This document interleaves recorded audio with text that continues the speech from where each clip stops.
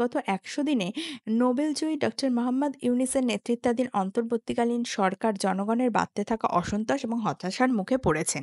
সাবেক প্রধানমন্ত্রী শেখ হাসিনার বিদায়ের পর যেই সরকারকে একসময় আশার আলো বলে মনে হয়েছিল, সেই ইউনূস প্রশাসন জনগণের প্রত্যাশা পূরণে হিমশিম খাচ্ছে। রাষ্ট্র সংস্কারের প্রতিশ্রুতি এখন বাতাসে ভাসছে। এই ফান্ডামেন্টালিস্ট সরকারের আমলে বাংলাদেশ আগে যেখানে ছিল তার থেকে ২০ বছর পিছিয়ে গেছে। এই সময় সরকারের ব্যর্থতা এবং তাদের বাস্তব পদক্ষেপগুলো বিশ্লেষণ করা জরুরি। আমি ডোনা, আরও জানতে সঙ্গে থাকুন। Expectation versus disappointment. শেখ হাসিনার পদত্যাগের পর আন্দোলনের জেরে অনেকেই ইউনিট সরকারের কাছ থেকে বড় পরিবর্তন আশা করেছিলেন। শুরুতে তারা মাইক্রোফাইন্যান্স আর সামাজিক সংস্কারের খ্যাতির কারণে অনেকেই ভেবেছিল তার নেতৃত্বে নতুন এক যুগ আসবে, যেখানে অ্যাকাউন্টেবিলিটি আর উন্নয়ন থাকবে। কিন্তু বর্তমান পরিস্থিতি অন্য কথা বলছে। ডিসিসিআই প্রেসিডেন্ট আশরাফ আহমেদ বলছেন, আমরা কিন্তু তিন ধরনের মেজর ইস্যুর মধ্যে দিয়ে যাচ্ছি, which is actually hurting the private sector big way. এক নম্বর হচ্ছে আপনার law and order, more order than law.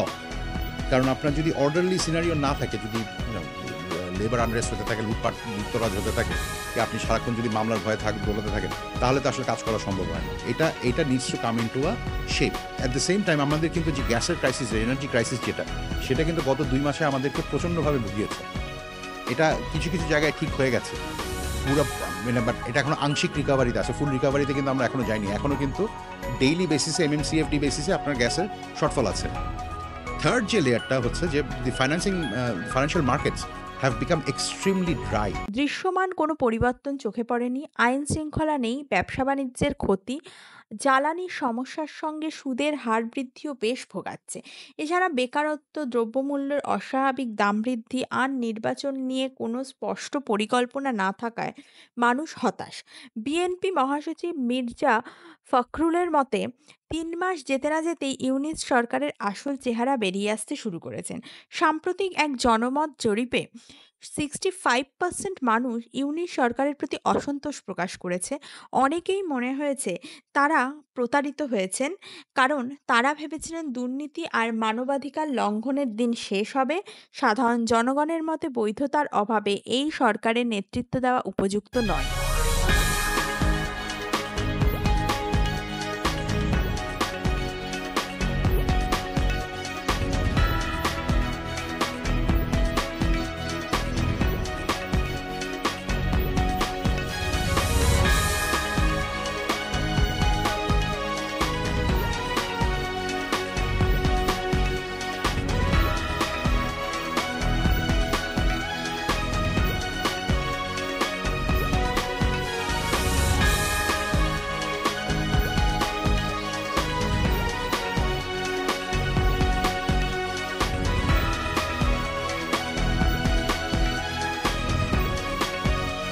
A government without legitimacy.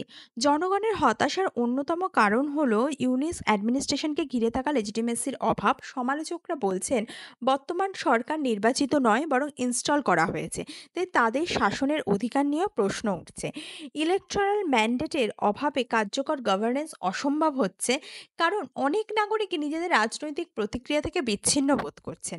Bangladesh ছাত্রলীগের নেতা সাদ্দাম হোসেন বলেন, ৫ আগস্ট পরবর্তী পার্শ্ব প্রতিক্রিয়ায় যারা ক্ষমতায় এসেছে, আমরা বাংলাদেশের নাগরিকেরা মনে করে তারা অবৈধভাবে ক্ষমতায় এসেছে, অসাংবিধানিকভাবে ক্ষমতায় এসেছে, অগণতান্ত্রিকভাবে ক্ষমতায় এসেছে এবং জবরদখল করে ক্ষমতায় রয়েছে। যে কারণে বাংলাদেশ ছাত্রলীগের কর্মী হিসেবে আমরা যেটা মনে করি যে এই সরকারের বাংলাদেশ ছাত্রলীগের উপর আরোপিত নিষেধাজ্ঞার কোনো বৈধতা, কোনো আইনি ভিত্তি, কোনো নৈতিক ভিত্তি, কোনো যৌক্তিকতা আছে বলে আমরা মনে করি না। বরং এটি তারা যে এক ধরনের ফ্যাসিস্ট রাষ্ট্র কাঠামো গড়ে তুলেছে, মত প্রকাশের স্বাধীনতা নেই, সমাবেশ করার স্বাধীনতা নেই, সাংবিধানিক অধিকার নেই, মৌলিক মানবাধিকার নেই, এই যে তারা একটি ফ্যাসিস্ট রাষ্ট্র কাঠামো গড়ে তুলেছে, এটির নিরাপত্তা নিশ্চিত করার জন্য, নিজেদের অবৈধ অগণতান্ত্রিক ক্ষমতার নিরাপত্তা নিশ্চিত করার জন্য তারা আজকে বাংলাদেশ ছাত্রলীগের উপর বড় ইস্যু হয়ে দাঁড়িয়েছে। কোনো সরকারই একেবারে নির্ভুল নয়, কিন্তু বর্তমান সরকারের ট্রান্সপারেন্সির অভাব মানুষের সন্দেহ বাড়িয়েছে। এক জনসভায় একজন অ্যাক্টিভিস্ট বলেন, আমাদের এমন সরকার দরকার যারা জনগণের পছন্দকে প্রতিফলিত করে, শুধু আগের সরকারের উপর সব ব্যর্থতার দায় চাপায় না। বাংলাদেশের নাগরিকদের অনেকেরই একই বক্তব্য। ১০০ দিনের মাইলফলক উপলক্ষে ইউনিস তার বক্তৃতায় বলেন, আমরা কয়েকদিনের মধ্যে একটি নির্বাচনী কমিশন গঠন করতে এবং সুষ্ঠুভাবে নির্বাচনের রোডম্যাপ পরিষ্কার করতে প্রতিশ্রুতিবদ্ধ। তবে সমালোচকদের মতে এখনো কোনো ইলেকশন প্ল্যান আর্টিকুলেট করা হয়নি। এটি ভবিষ্যতের গণতান্ত্রিক প্রক্রিয়া নিয়ে অনিশ্চয়তা তৈরি করেছে। মানুষ প্রশ্ন তুলছে, ইউনিস সরকার কি সত্যিই জনআস্থা পুনরুদ্ধারে আগ্রহী, নাকি শুধুই ক্ষমতায় টিকে থাকার চেষ্টাই করছেন? Continuing the legacy of neoliberal policies, Yunus সরকারের আরেকটি বড় সমালোচনার জায়গা হলো নিওলিবারাল নীতি থেকে বেরিয়ে আসার ব্যর্থতা। এই নীতিগুলো অনেক সময় সমাজে বৈষম্য দূর করতে পারে না। পর্যবেক্ষকদের মতে ইউনিস সরকার এমন কোনো অল্টারনেটিভ ইকোনমিক স্ট্র্যাটেজি দেয়নি যে সোশ্যাল ওয়েলফেয়ারকে অগ্রাধিকার দেয়। ফলে দারিদ্র্য এবং অর্থনৈতিক বৈষম্যের মূল সমস্যাগুলো থেকে যাচ্ছে। ইন্ডিয়া টুডে গ্লোবকে দেওয়া একটি সাক্ষাৎকারে অধ্যাপক পারভেজ আব্বাসি বলেন, inflation remains in the double digits around 10.67%, and also the food inflation is at 12.67%. So food inflation is also a significant, what would I say, Achilles heel of this government, and how the government reacts to this, or how the government alleviates the pains of adverse effects of inflation remains to be seen. মুদ্রাস্ফীতির হার দ্বিগুণ, প্রায় 10.67%। খাদ্য মুদ্রাস্ফীতির হার 12.67%। আইন শৃঙ্খলা, অর্থনীতি এবং garment শ্রমিকদের অসন্তোষের ক্ষেত্রে স্টেপ নেওয়া জরুরি। সরকারের উচিত এই সমস্যাগুলোর সমাধান করা। সম্প্রতি এক ইকোনমিক রিপোর্টে বিশেষজ্ঞরা বলেছেন, চলমান নিওলিবারাল অ্যাপ্রোচের কারণে ওয়েলথ গ্যাপ বেড়েছে। দেশের সবচেয়ে ধনী 10% মানুষের হাতেই পুরো সম্পদের প্রায় 70% রয়েছে। Situation. Probably much more remains to be seen, much more remains to be done, especially in terms of remedying workers' discontent in the ready-made garment sector, as you know, which is the lifeblood of our export sector, which earns about 84% of our foreign exchange earnings. Rising violence against minorities, হাসিনার পদত্যাগের পরবর্তী সময়ে বাংলাদেশের সংখ্যালঘুদের বিরুদ্ধে সহিংসতার আশঙ্কাজনকভাবে বেড়েছে। হিন্দু এবং অন্যান্য ধর্মীয় সংখ্যালঘুদের ওপর শত শত হামলার খবর মিলেছে। রিপোর্ট অনুযায়ী হাসিনার বিদায়ের পরবর্তী কয়েক সপ্তাহে অন্তত 200টি ডকুমেন্টেড ভায়োলেন্সের ঘটনা ঘটেছে। এই বছর অক্টোবরে ডোনাল্ড ট্রাম্প বাংলাদেশের সাম্প্রদায়িক বিশৃঙ্খলা, আক্রমণ এবং লুটপাটের বিষয়ে মন্তব্য করেন। তিনি বাংলাদেশের হিন্দু, খ্রিস্টান এবং অন্যান্য সংখ্যালঘুদের ওপর বর্বর হামলার কঠোর নিন্দা জানান। বাংলাদেশের বর্তমান পরিস্থিতি নিয়ে একটি ব্রিটিশ পার্লামেন্টারি গ্রুপও তাদের এক প্রতিবেদনে উদ্বেগ প্রকাশ করেছেন। ক্রাইসিস গ্রুপের বিশ্লেষক থমাস কিয়ান বলেন, হাসিনার পদত্যাগের পর তৈরি হওয়া রাজনৈতিক শূন্যতা টেনশন বাড়িয়েছে এবং সংখ্যালঘুদের ওপর প্রতিশোধমূলক সহিংসতা বাড়ার সুযোগ দিয়েছে, বিশেষ করে যাদের আগের সরকারের সঙ্গে যুক্ত মনে করা হচ্ছে। এছাড়া সংবিধান থেকে সেকুলারিজম বাদ দেওয়ার দাবি সংখ্যালঘুদের মধ্যে ভয়ের কারণ হয়ে দাঁড়িয়েছে। এই পরিবর্তন শুধু দেশের অভ্যন্তরীণ স্থিতিশীলতার জন্যই নয়, বাংলাদেশের আন্তর্জাতিক সুনামের ওপরও প্রভাব ফেলছে।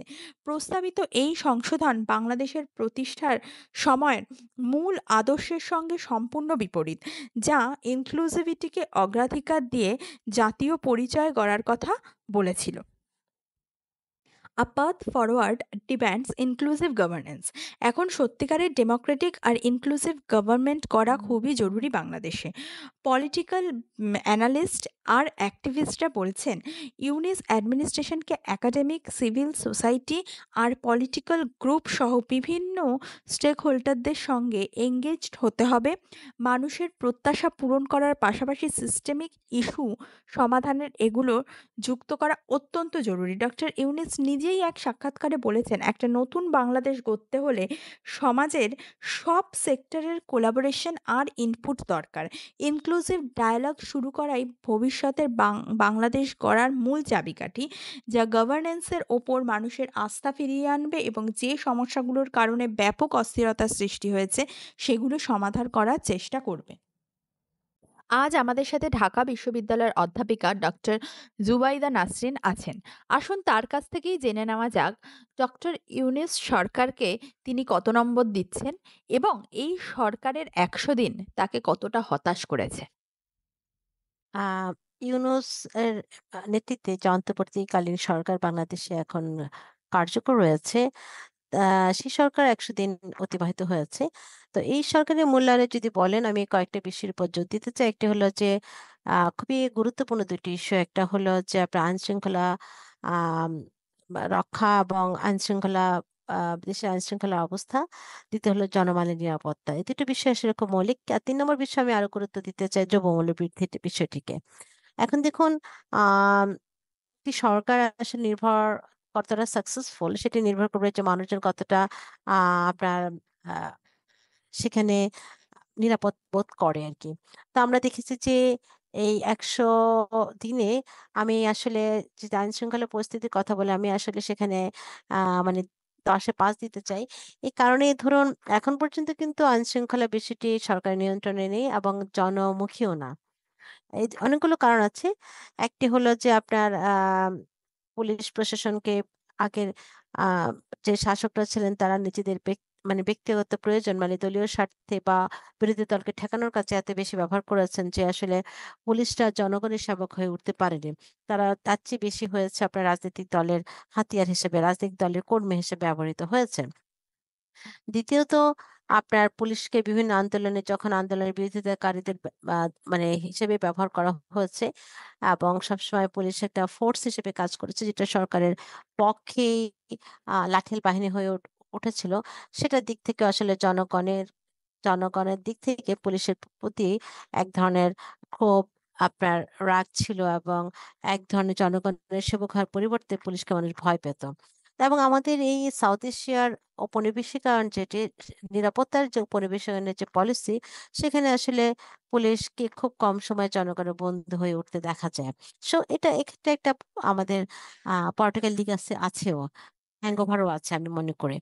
তো দ্বিতীয়ত যেটা হলো এই সরকার আসার পরে একটি বিশেষ গুরুত্বপূর্ণ আ ইন্ডেমনিটি দিয়েছে।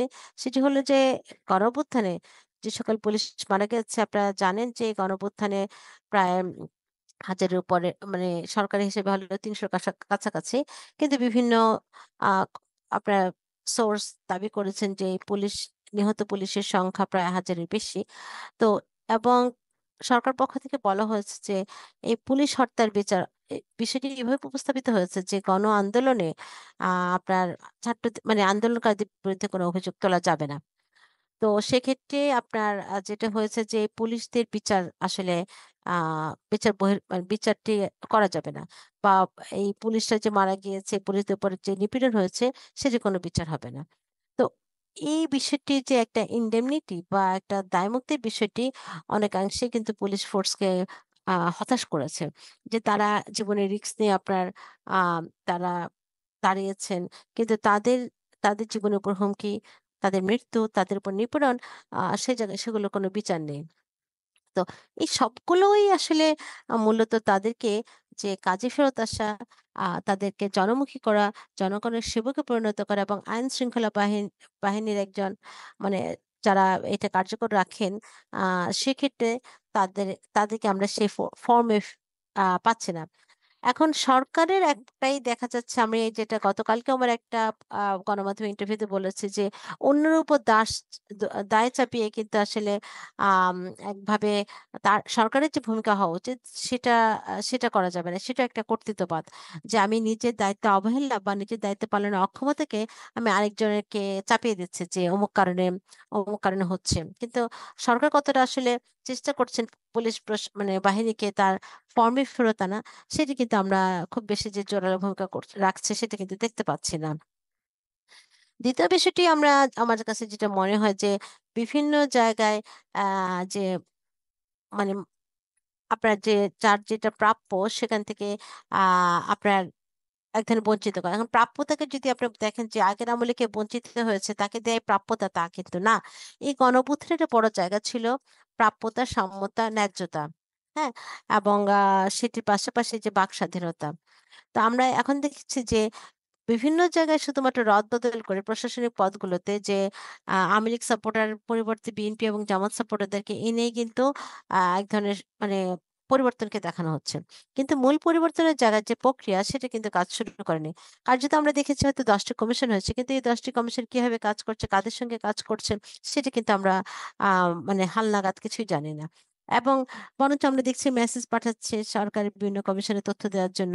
কিন্তু আমার কাছে মনে হচ্ছে যে বিভিন্ন ডায়ালগের যে দরকার, জনসম্পৃক্ততার যে দরকার, সেদিক থেকে সরকার অনেকখানি পিছিয়ে আছে। ধরুন সরকার ১ দিনের হোক, সরকার ১০০ দিনের হোক সেটা কিন্তু আমার কাছে গুরুত্বপূর্ণ নয়। বরং আমার কাছে গুরুত্বপূর্ণ সেই সরকার জনগণের জন্য আসলে কি করছেন। আর এই সরকারের যেহেতু একটা আ আপনার টার্মস অ্যান্ড রেফারেন্সেস নাই যে কতদিনের জন্য সরকার এসেছে, আম তাদের কার্যকারিতা আসলে কি হবে, সেজন্য একটা আমার কাছে মনে হচ্ছে একটা হযবরল আ মানে প্রশাসনভাবেই তৈরি হচ্ছে। তো এইটার কারণে আমি যেটা বলছি যে প্রাপ্যতা ন্যায্যতার বিষয়। তো ন্যায্যতা যদি হয় যে যারা বঞ্চিত ছিল গত আমলে তাদেরকে প্রমোশন দেওয়ার মধ্যে ন্যায্যতা তৈরি, আমি সেই জায়গাতে দ্বিমত পোষণ করছি। কারণ আপনার ন্যায্যতা তৈরির হলো যে আপনার সকলকেই একই দৃষ্টিতে দেখা এবং সকলের নিপীড়ন এবং তার হত্যার বিচার চাওয়া। আর দ্রব্যমূল্য বৃদ্ধি খুব জোরালো একটা বিষয় আমি মনে করি যে আপনার আ এর আগে সরকারের সময় কিন্তু বাজার নিয়ন্ত্রণে না রাখা খুব মানে ভূমিকা পালন করেছে সরকারের বিরুদ্ধে অবস্থানে। তো এখন পর্যন্ত সরকার আমরা দেখছি দ্রব্যমূল্য কিন্তু আ মানে কমানোর ক্ষেত্রে সরকার খুব কার্যকরী ভূমিকা রাখতে পারেনি। এখন দেখুন এই সরকারের নানা ব্যর্থতার চেয়ে বড় কথা যে অনেকখানি পিছিয়ে আছে, সেটি আমি বলব এবং খোদ উপদেষ্টারা নিজেরাও কিন্তু স্বীকার করেছেন। আমরা দেখেছি যে অর্থ উপদেষ্টা বলেছেন যে বাজারের দাম কমাতে আরো কয়েক বছর লাগবে। আমরা দেখেছি যে খাদ্য উপদেষ্টা বলছেন যে তিনি নিজেও বাজার করছেন, বাজারে আজ তার গায়েও লাগছে। আমরা অর্থ উপদেষ্টাকে দেখেছি যে তাকে আটকে রেখে মানে অবরুদ্ধ রেখেছিলেন এই গণঅভ্যুত্থানে আহতরা। তো এবং আরো যে বিষয়টি হচ্ছে যে মানুষ আ যদি উপদেষ্টা বলছেন, প্রধান উপদেষ্টা বলেছে, "আপনি মন খুলে কথা বলেন, মন খুলে লিখুন।" কার্যত গণমাধ্যমের ভিতরে সেলফ সেন্সরশিপ এর একটা বিষয় হয়েছে। আ যেটা আমি কয়েকদিন আগে আমার একটা লেখায় লিখেছি যে, আ আসলে গণমাধ্যমে অনেক খবর আসছে না। হুম? এখন এই না আসার কারণ হয়তো বলা হচ্ছে যে সরকারের দিক থেকে কোনো সেন্সরশিপ আরোপ করা হয়নি। কিন্তু সেলফ সেন্সরশিপ ও হতে পারে। কিন্তু আমাদেরকে দেখতে হবে কখন একটা গণমাধ্যম সেলফ সেন্সরশিপ তৈরি করে বা সেলফ সেন্সরশিপ আরোপ করে। তো একটা অদৃশ্য একটা চাপ, একটা অদৃশ্য তাপ, একটা অদৃশ্য আ আধিপত্যবাদ এখানে আছে। তা নাহলে কেন গণমাধ্যম সেলফ সেন্সরশিপ তৈরি করবে? হ্যাঁ? তো সেক্ষেত্রে আমি মনে করি যে মানে এই বিষয়গুলোর কারণে আ বর্তমান সরকার অনেকাংশে অনেক জায়গায় আপনার খুব অনেক বেশি মানুষের আশা আকাঙ্খাকে আ ধারণ করে এবং তাদের সেগুলোকে আ দেখার ক্ষেত্রে অনেক বেশি খারিজকরণের পলিটিক্স হচ্ছে। যে কে কি করে এর এর মধ্যে দিয়ে যেটা আমি বলব যে এক ধরনের আ মানে ইনক্লুসিভ আমাদের এই গণঅভ্যুত্থানের বড় জায়গা ছিল যে ইনক্লুসিভ বাংলাদেশ তৈরি করার একটা কমিটমেন্ট। কিন্তু আমরা কার্যত দেখছি ইনক্লুসিভনেস হচ্ছে যে ধর্মীয় গোষ্ঠীর এখানে যুক্ততার মধ্য দিয়ে ইনক্লুসিভ বাংলাদেশ গড়ার চেষ্টা হচ্ছে।